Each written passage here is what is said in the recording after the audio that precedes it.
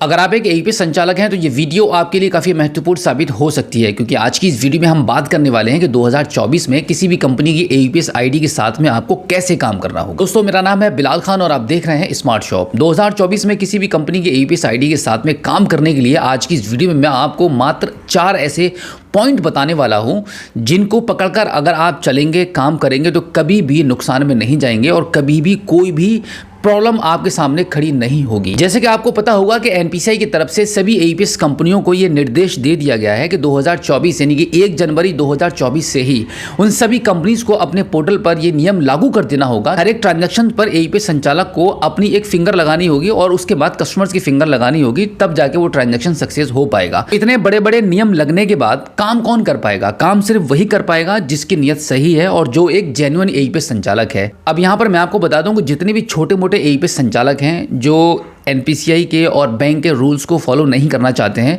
वो अपना shutter down कर देंगे और कंटिन्यू वही रखेंगे जो एक्चुअल में लोगों की परेशानी को समझते हैं और उनको लगता है कि हाँ, एनपीसीआई ने और बैंक ने जितने भी रूल्स अभी निकाले हैं वो बिल्कुल परफेक्ट हैं।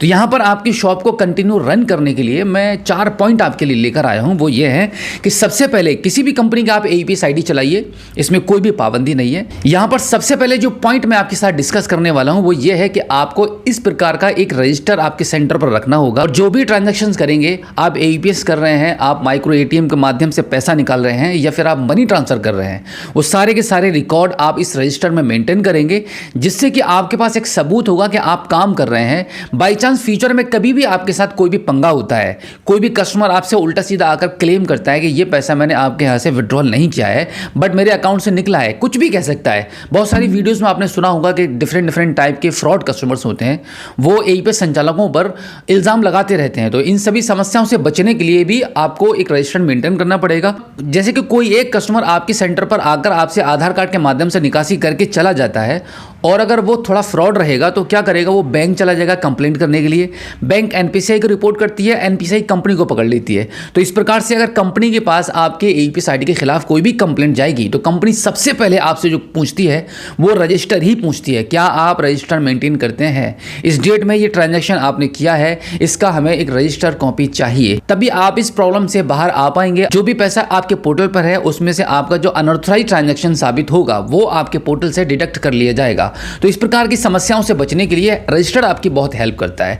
तो दूसरे पॉइंट की तरफ हम बढ़ते हैं और वो ये है, जैसे कि पिछली वीडियो भी मैंने आपको बताया और आपने भी बहुत सारी वीडियोस देखी होंगी जहां पे लोग आपको ये बता रहे हैं कि भाई सिर्फ एक सिंगल आईडी ही आप यूज़ कीजिए, किसी भी कंपनी का आईडी यूज़ कीजिए, इसमें कोई भी बुराई नहीं है। मैं ये नहीं कहूँगा कि आपको एक पर्टिकुलर कंपनी की आईडी ही चलानी है। आप कोई भी जो भी आपको पसंद आती है आप उसके बारे में अच्छे से पता करें, उसके बाद उस आईडी को चलाइए, बट सेंटर पर सिर्फ एक ही आईडी रखिए। इस एक आईडी रखने के आपके बहुत फायदे हैं और मल्टीपल आईडीज रखने के बहुत नुकसान हैं, जैसे कि हमने आपको पिछली वीडियो में बताया। अब हम बढ़ते हैं अपने तीसरे पॉइंट की तरफ। वो आपके लिए थोड़ा सा मुश्किल हो सकता है बट आपको इस पॉइंट को आपकी हैबिट में लाना ही पड़ेगा अगर आप काम करना चाहते हैं, कंटिन्यू बैंकिंग सर्विसेज प्रोवाइड करा रहे हैं। देखिए, कोई भी बिजनेस आप कर रहे हैं उस बिजनेस को इंप्रूव करते रहना चाहिए। अगर आप अपने बिजनेस को इंप्रूव नहीं करेंगे, अपने कस्टमर्स को वैल्यू नहीं देंगे, अपने कस्टमर्स के लिए नए नए तरीके लेकर नहीं आएंगे, तब तक आप अपने बिजनेस में ग्रोथ नहीं कर सकते हैं। तो बिजनेस में ग्रोथ करने के लिए बहुत सारी छोटी छोटी चीज़ें हैं जो आपको इंप्लीमेंट करनी होती हैं, लेकर आनी होती हैं। तो तीसरा पॉइंट हमारा निकल कर आता है कि आप जो भी ट्रांजैक्शन करेंगे, आप AEPS, micro ATM, money transfer जो भी करेंगे आपके एईपीएस आईडी के माध्यम से, उसका आपको प्रिंट आउट निकालना है और कस्टमर को प्रोवाइड कराना है। इस तरीके से क्या होगा कि आपकी वैल्यू बढ़ेगी कस्टमर्स की नज़र में, कस्टमर आप पर बिलीव ज़्यादा करने लगेगा और आपका जो काम है और ज़्यादा बढ़ जाएगा, क्योंकि लोग सोचेंगे कि भाई ये जो शॉपकीपर है, ये जो एईपीएस संचालक है वो काफ़ी ईमानदार है, बहुत ही ईमानदारी से काम करता है।